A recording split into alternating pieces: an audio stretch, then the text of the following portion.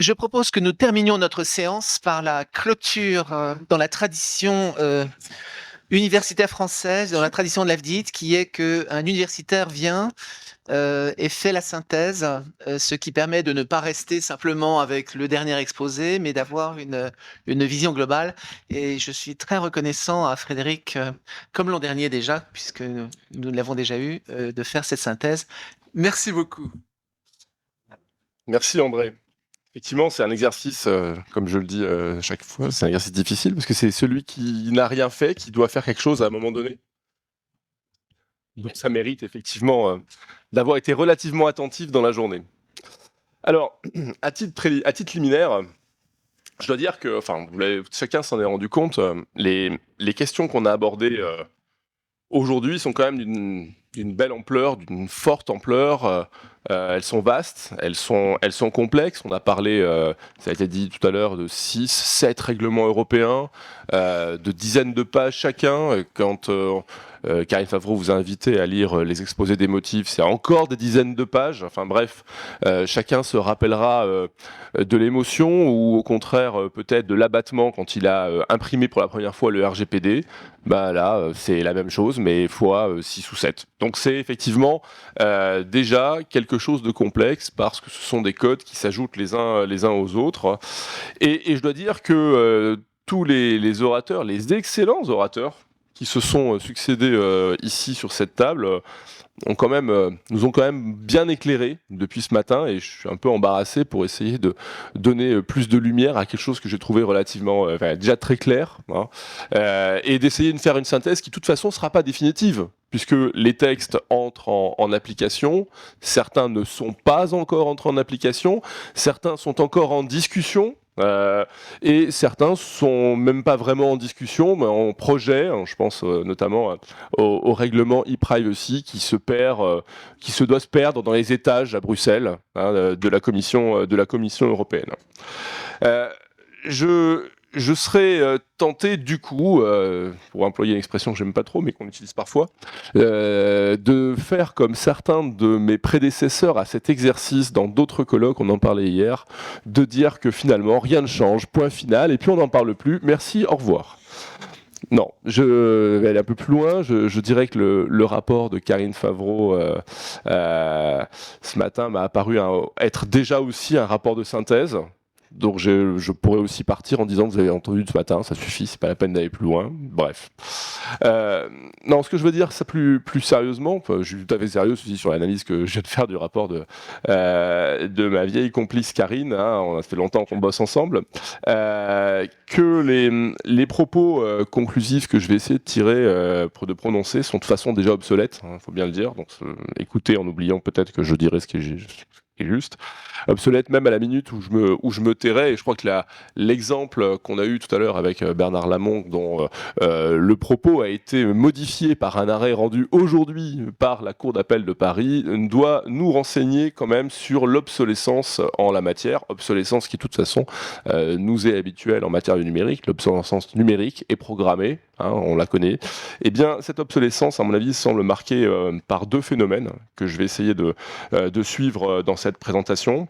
Premier phénomène d'obsolescence, c'est un phénomène de péremption formelle des textes, et second phénomène de redéfinition substantielle des textes. Premier point donc, le nouveau droit européen du numérique est caractérisé par un phénomène de péremption formelle des textes. L'obsolescence juridique, faut être clair, faut en être convaincu en matière de droit du numérique. Il y a quand même une accumulation de textes et d'autre part une modification de la valeur des textes applicables. L'accumulation de textes, donc premier des deux points consacrés à la péremption formelle. L'obsolescence et l'accumulation de textes, parce que, je vais le dire, Nicolas Courtier et moi, mais j'en prends la responsabilité, on vous a un peu induit en erreur sur le thème du colloque. Nous avons appelé cette conférence le nouveau droit du numérique, mais le vrai titre, celui qu'on ne pouvait pas mettre sur le programme qui est là, le vrai programme, c'était que c'était le nouveau droit du numérique, en réalité. Ça prenait un peu trop de place, hein, parce que quand on regarde l'historique... faute de frappe. Oui, il y avait comme un problème, on est d'accord.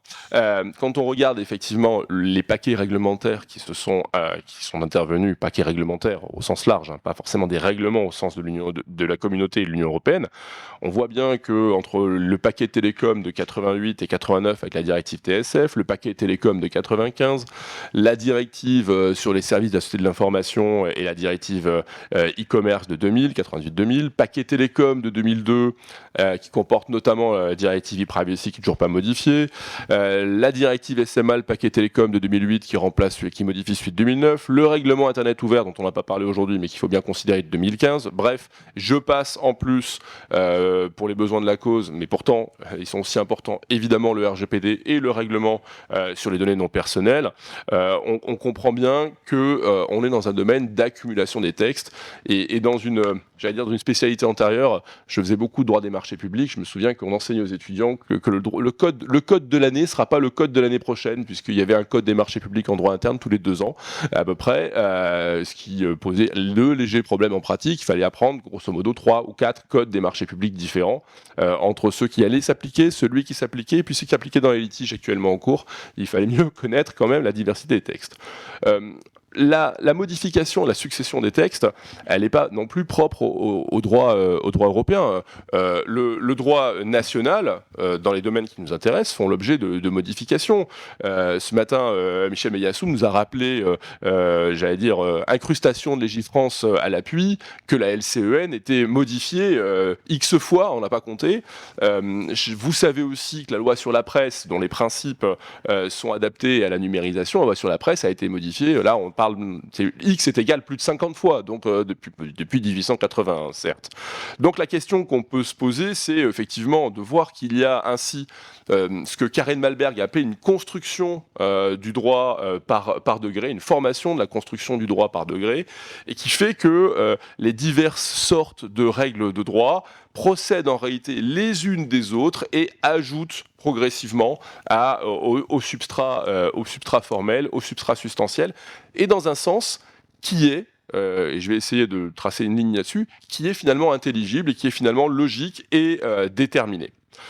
Le juriste du numérique, ce que je disais avec les marchés publics il y a un instant, le juriste du numérique, de toute façon, a toujours un œil, il pilote son véhicule en regardant devant lui le texte qui va s'appliquer et dans le rétroviseur, le texte qui ne s'applique déjà plus, ou presque plus, bien évidemment.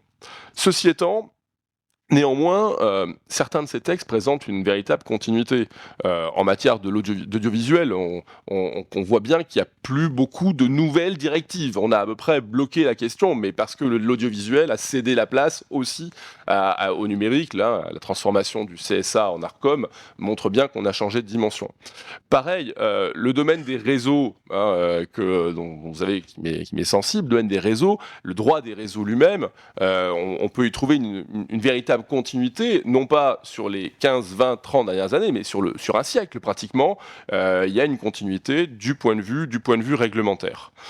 Les dispositions, revenons à notre sujet, de la directive e-commerce, la directive de 2000, il faut quand même se rappeler quel est le résultat. Elles sont le résultat de discussions qui ont eu lieu nécessairement en 98 à peu près, et qui sont même le résultat de discussions qui avaient été tenues, parce qu'on les a un petit peu importées en Europe, de discussions qui étaient tenues aux États-Unis au milieu des années 90. Or, on voit bien que les principes, même s'ils sont évidemment mis en œuvre différemment, je pense notamment en particulier à la fonction d'hébergement, les principes restent pro modo quand même à peu près les mêmes en matière de responsabilité des prestataires techniques, et le DSA sur ce point-là apporte des nouveaux mais ne révolutionne pas véritablement. D'ailleurs, on a bien montré tout à l'heure, j'y reviendrai, que la transposition de la directive e-commerce dans la LCEN aboutira dans la loi interne à des agencements de la rédaction de l'imbitable article 6 de la LCEN, et pas à une réécriture totale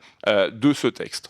Donc je dirais que malgré le nouveau cadre européen des communications électroniques, malgré les modifications qui lui sont apportées, on voit bien que tous ces règlements présentent une véritable logique et de toute façon, les avocats présents ici le savent bien, cela finira devant les tribunaux parce que les textes méritent des interprétations qui, on le voit bien dans de nombreuses matières, sont pratiquement infinies. On arrivera sans doute à des dissections florentines de l'application, du rôle de la plateforme selon sa taille, etc. Donc il y a véritablement un travail d'interprétation. Et puis, ça a été dit ce matin aussi, il y a aussi un travail d'adjonction de règles, mais pas de règles réglementaires, de règles liées à du droit souple, les codes de conduite, les lignes directrices, qu'elles soient à l'échelle européenne, qu'elles soient à l'échelle nationale, sont des documents qui sont attendus, enfin, qui seront attendus.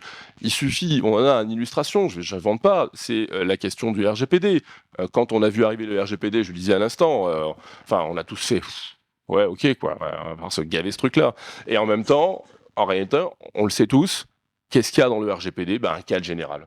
Il y a un cadre général et quand on veut travailler avec un secteur, quand on a pour client une entreprise, une administration, eh bien on va regarder le droit souple qui lui est applicable et ce sera certainement la même chose dans le domaine du DSA, dans le domaine du DMA, etc. Donc l'importance de la construction à venir montre véritablement que les juges et les auteurs de dispositions en matière de droit souple vont apporter et il suffit, ça a été dit ce matin, de voir le bon accueil qui a été donné aux recours Zalando. Hein, finalement, c'est pas moi qui, ça a été dit à cette table.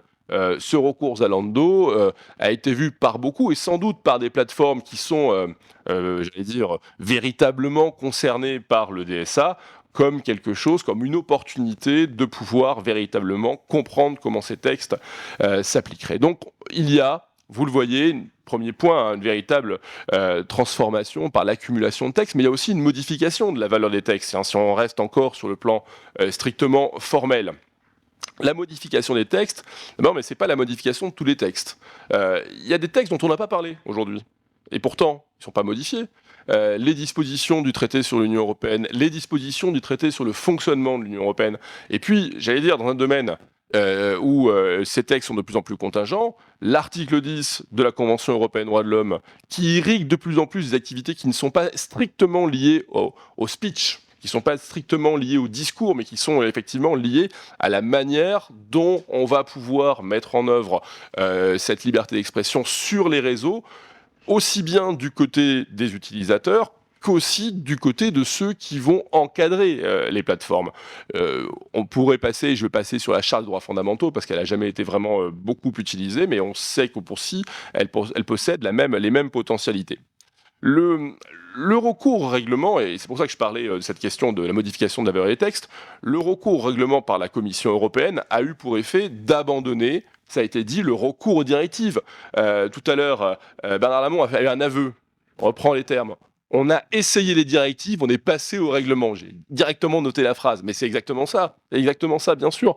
On a essayé les directives parce que le phénomène d'harmonisation avait avancé et on voulait quelque chose qui aille plus loin encore, comme une étape réglementaire peut-être plus intense et surtout qui soit liée au caractère du règlement européen. Je rappelle que le règlement européen, il est général, directement applicable et il est obligatoire. Il est obligatoire, ce qui fait qu'on est passé d'une phase d'harmonisation à une phase d'alignement, en réalité, des dispositions européennes. J'ajoute que, de surcroît, le phénomène des directives, l'utilisation de directives en matière implique naturellement des mesures de transposition, et on l'a vu ces 20 dernières années, il y a eu quand même quelques ratés ou quelques excès en matière de transposition.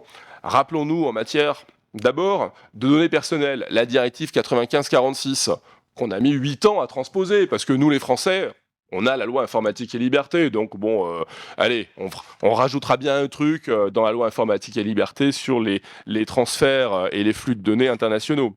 Rappelons-nous aussi la directive commerce électronique, qu'on a quand même mis 4 ans à transposer, quand même le rappeler, et 4 ans à transposer, et même 7 ans pour ce qui concerne le temps passé entre la directive et les derniers décrets d'application de la LCEN. Donc on n'était pas si pressé que ça. C'est comme si le commerce électronique, c'était pas un truc en cours de développement dans les années 2000, hein, bien évidemment. Donc on voit bien que en matière... Et puis, inutile de parler, parfois les transpositions ont donné lieu à des discussions au niveau national. En France, on a eu effectivement, sur certains décrets, des annulations, notamment par le Conseil d'État. Les règlements, au contraire, permettent de contourner l'étape législative interne, sauf quand... Ça, c'est très français. On veut transposer un règlement. Donc, je ne sais pas ce qu'on n'a pas compris dans le fait que le règlement, il est général, obligatoire et directement applicable. Je pense que on a ici des juristes et des étudiants qui sont en 5e année et 4e année. Un étudiant de première année à qui on dit c'est directement applicable, il comprend que c'est directement applicable. C'est pas la peine de transposer, hein, parce que chaque fois qu'on a essayé de transposer, en réalité, on n'a quand même pas été super bon. Hein, il faut bien dire.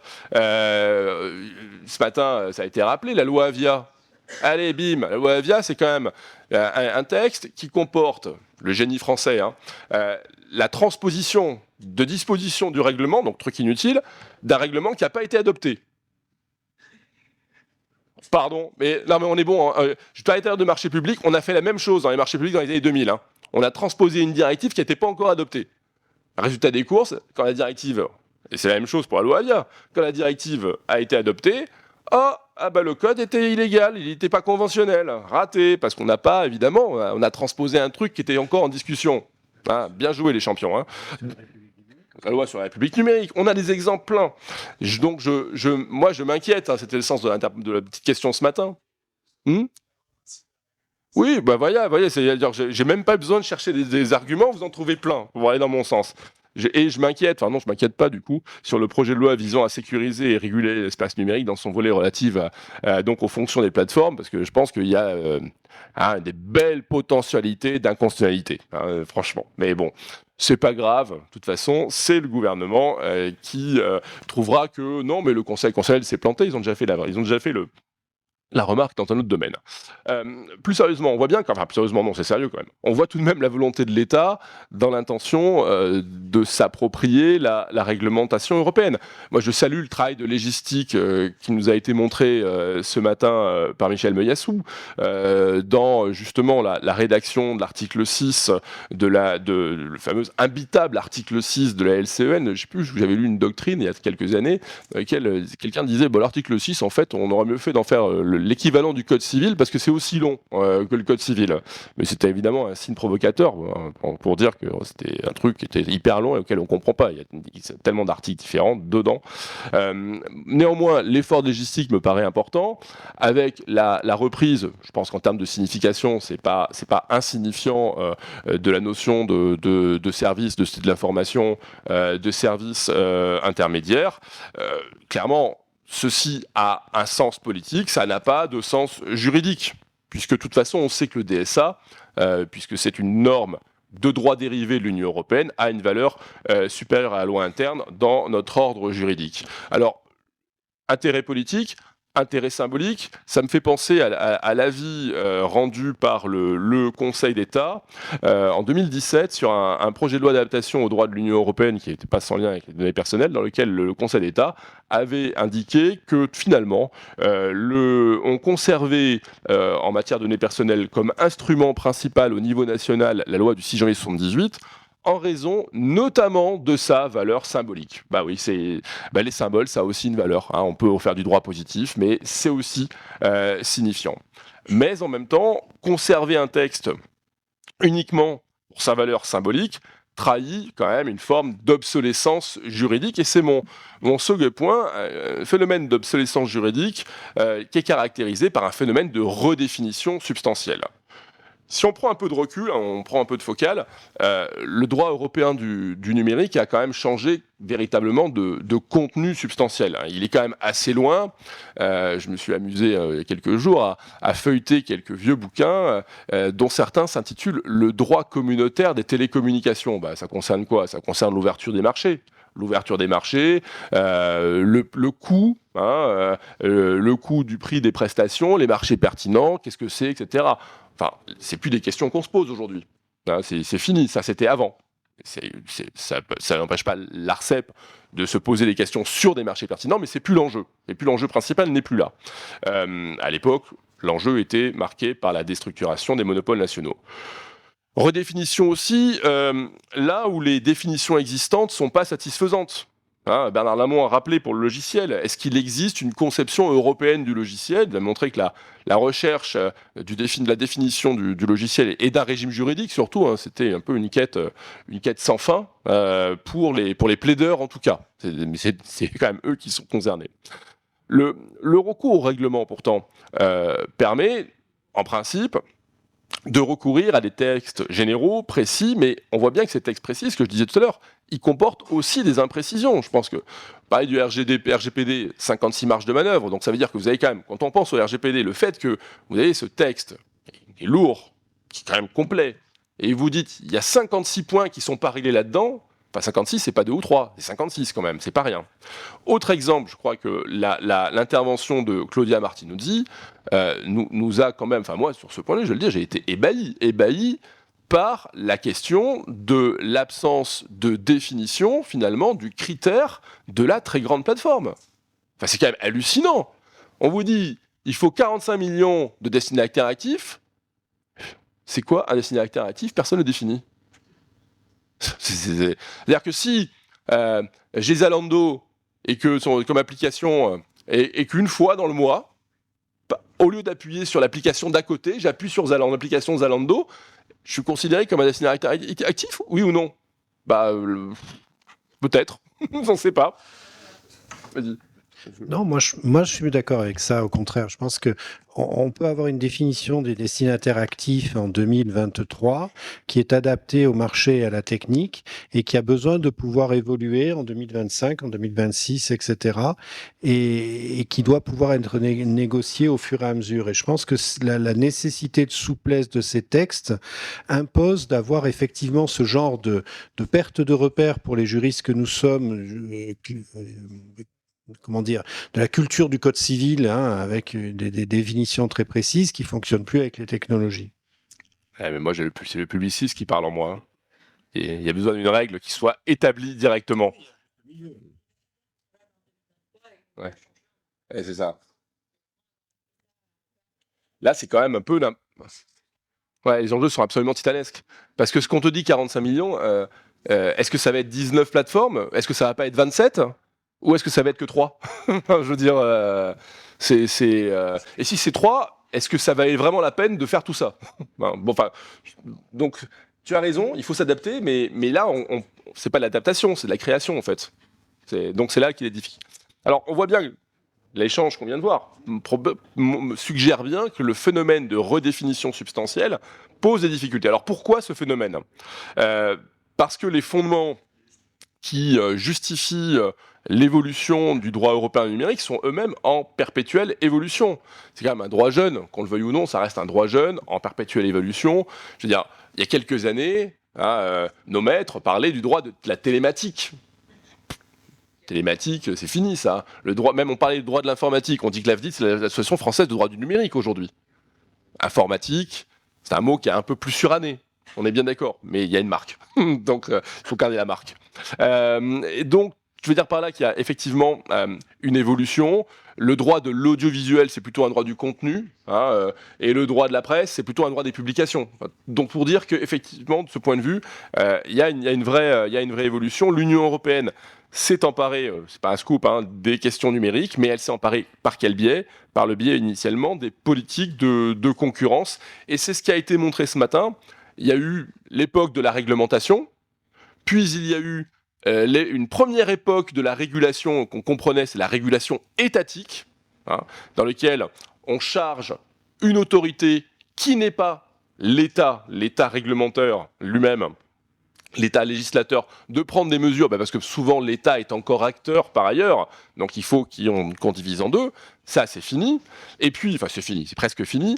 Et puis, le changement de paradigme, c'est que désormais, le phénomène d'appréhension de la régulation par le jeu, par le haut, c'est-à-dire par le jeu de la concurrence, c'est un phénomène d'appréhension désormais par le bas, par le prisme du consommateur.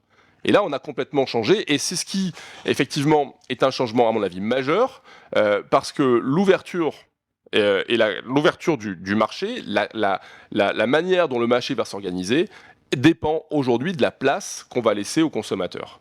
Et là, on est véritablement dans la clé d'entrée par la Commission européenne et par les institutions communautaires puis européennes de la question du numérique. Parce que rappelons-nous que lorsque on est passé de l'époque des monopoles nationaux, du secteur exclu, hein, c'était avant 89, hein, c'est pas très très loin non plus, en tout cas à l'échelle de ceux qui sont sur cette table, hein, mais c'est pas super loin, nous on l'a connu. Et bien donc le fait est que ces secteurs étaient exclus. Par quoi on est rentré? On est rentré par le fait qu'il fallait donner des services aux consommateurs. Donc cette logique-là, finalement, eh bien, après des soubresauts, on la retrouve à nouveau, mais on la retrouve à nouveau sous de nouveaux oripeaux, sous de nouveaux habits, c'est-à-dire effectivement la question de la supervision, ça a été dit tout à l'heure, d'une approche systémique, différente, une véritable révolution par une stratégie des petits pas aussi, et donc un nouveau système de droit, mais qui repose sur un paradoxe qui est d'un côté de laisser plus de liberté aux acteurs et procéder en même temps par voie réglementaire, et tout en ayant d'un côté la faiblesse, je le disais, de la loi nationale, et en contrepartie, développement important du droit souple. L'objectif aussi, cette redéfinition substantielle, elle est marquée par quoi? Elle est marquée par le fait qu'il ne s'agit pas seulement de donner des droits aux consommateurs, il s'agit aussi de les protéger en tant que titulaires de la liberté d'expression. Et ça, c'est vraiment la philosophie principale du DSA, avec la question du contrôle des excès. Donc il s'agit toujours d'essayer de déterminer quelles en sont les bornes. Ça reste un phénomène qui est complet, qui est général, mais un phénomène qui est complexe et marqué par de nombreuses définitions. Mais ça, on est habitué à l'importance de définition dans le secteur des communications électroniques. Il suffit de prendre uniquement le prisme du droit français. On prend l'article L32 du Code des postes et communications électroniques. On a une trentaine de définitions qui vont même expliquer ce que c'est qu'un pylône, notamment par exemple. Prenons la notion de gatekeepers. La notion de gatekeepers, elle a changé de sens. La notion de gatekeepers auparavant, le gatekeeper, c'était un opérateur technique qui pouvait tout simplement bloquer un flux. C'est-à-dire qu'effectivement, vous aviez un opérateur, l'exemple qu'on donne toujours, que vous connaissez, je l'ai en cours pour ceux qui ont fait ce cours avec moi, l'exemple c'est effectivement de CGTEL, qui bloque les contenus de Dailymotion, parce que Dailymotion c'est Orange et CGTEL c'est SFR, et qu'ils ne veulent pas que les abonnés CGTEL regardent des contenus qui correspondent aux petits copains ou pas copains justement d'à côté. Donc ça c'est effectivement le gatekeeper. Mais le gatekeeper, on voit bien que c'est plus pareil. On n'est plus dans une fonction d'hébergeur, on est véritablement dans une fonction d'éditeur aujourd'hui. Donc on a changé de notion, avec quand même un point commun, c'est que le gatekeeper, d'où son nom, il bloque des flux de données. Et donc de ce point de vue, finalement, on n'a que fait évoluer aux nouvelles pratiques une notion. Nouvelles pratiques qui ont conduit à des nouvelles définitions. Je ne vais pas m'étendre là-dessus, mais on a parlé de compliance, on a parlé de privacy by design, on a même parlé de transparence, on a même parlé à un moment d'éthique en matière d'intelligence artificielle, c'est évidemment un terme qu'on utilise, de nouveaux concepts qui sont parfois, il faut le dire, pour nous Français, difficiles à appréhender parce qu'ils ne sont pas tous d'origine de la culture juridique française. On s'adapte. Peut-être que certains trouveront, que ça manque pas de piquant, que certains de ces concepts viennent des Anglais qui ne sont plus dans l'Union européenne, mais bon, ça c'est une autre histoire, bien évidemment, une tradition anglo-saxonne, mais ça c'est une autre histoire évidemment. L'objet de la réglementation, on le voit bien, est en lien avec la définition des termes. Il y a eu ce matin un échange entre vous deux sur des notions déterminantes pour nous les juristes en matière de contenu, et avec les difficultés d'application. Les règlements apporte ainsi une simplification qu'on va le faire tourner autour de la notion de données. Alors, données dont on voit bien qu'elle reçoit des qualifications. On a parlé de sève de ce système ce matin. On a parlé après de, selon son origine professionnelle, de cargaison du bateau qui a de la valeur, avec Pascal Hausseur. La notion de données est de toute façon elle-même protéiforme, données personnelles, données non personnelles, données protégées par le droit d'auteur, données protégées par la propriété intellectuelle, données publiques. Il y a effectivement une multitude de notions différentes, et chacun aura perçu que ce débat est à peine occulté par l'importance j'allais dire pour nous, FDIT, l'IDEMS, un an après, l'importance que présente l'intelligence artificielle, encore une fois, et notamment du traitement algorithmique de ces données. On a parlé tout à l'heure du TikTok notamment. Est-ce que l'IA est une bombe nucléaire? Ça, je ne sais pas au XXIe siècle. Mais par contre, effectivement, je suis d'accord avec l'idée qui a été dite tout à l'heure, c'est une mine antipersonnelle qui est activable sur chacun, non pas par chacun, mais sur chacun, puisqu'elle va dicter nos choix. Et ça ressuscite un peu l'adage sempiternel que tout le monde connaît en matière d'Internet, de si c'est gratuit, c'est vous le produit. Bah oui, c'est l'algorithme qui va effectivement, j'allais dire, faire une forme de résurrection de cette porte ouverte que constitue cet adage. Alors, par qui la redéfinition des concepts dans le droit européen numérique? Les acteurs, oui, certainement les acteurs. Zalando, par exemple, on a entendu ce matin, j'y reviens pas, mais sa désignation comme très grande plateforme va donner lieu à un arrêt de la Cour qui sera de toute façon un arrêt fondamental sur l'application de ces règlements. Mais en même temps, on sait bien, ça a été dit, qu'on ne pourra pas traiter de la même manière les grandes entreprises, les très grandes plateformes et les petites entreprises. Quel autre acteur? Les consommateurs, bah oui, si vous m'avez suivi, j'espère, indubitablement, les consommateurs seront effectivement des acteurs de positionnement, d'évolution des dispositions. Et d'ailleurs, on en a une illustration par analogie.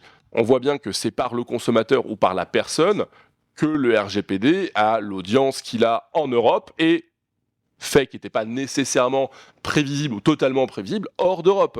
On ne compte plus les législations hors d'Europe qui s'alignent sur les principes du RGPD parce qu'il faut se mettre en adéquation. On a eu du mal à avoir la première édition adéquation et puis ça commence à tomber, l'édition adéquation, avec le droit de l'Union.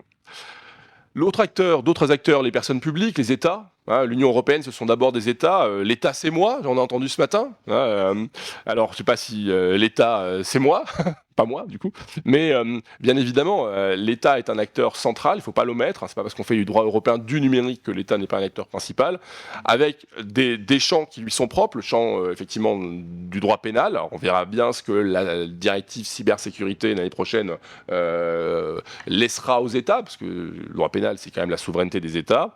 Et puis surtout les difficultés d'organisation. On a parlé des difficultés d'organisation en France, parce qu'on voit même que d'un ministère à un autre, d'un service à un autre d'un même ministère, d'une autorité administrative indépendante à une autorité publique indépendante, on a un découpage institutionnel que seuls nous, Français, maîtrisons. On est très bons, je sais que ça plaît. Alors pour conclure, je vais citer quelqu'un qui nous est cher, le professeur Jean Fraissinet, qui écrivait en 1996 « Le droit du numérique », ce n'était pas numérique à l'époque, mais le droit du numérique sera toujours le même et toujours changeant. Personne n'ayant la capacité de prévoir au-delà d'un horizon et d'une temporalité proche, c'est là qu'en est justement le charme. On a vu et on verra. L'essentiel, c'est de donner un sens à la règle de droit pour progresser, de ne pas confondre le but et le moyen, et de cultiver la capacité d'adaptation, de réaction et de création. Donc je pense qu'on se retrouvera l'année prochaine, main dans la main à FDIT l'IDEMS, l'Université d'Aix-Marseille, pour continuer à essayer de cultiver cette culture d'adaptation, de réaction et de création, et peut-être pour donner du sens aussi à des questions qui sont passionnantes et qui sont soulevées par le droit du numérique.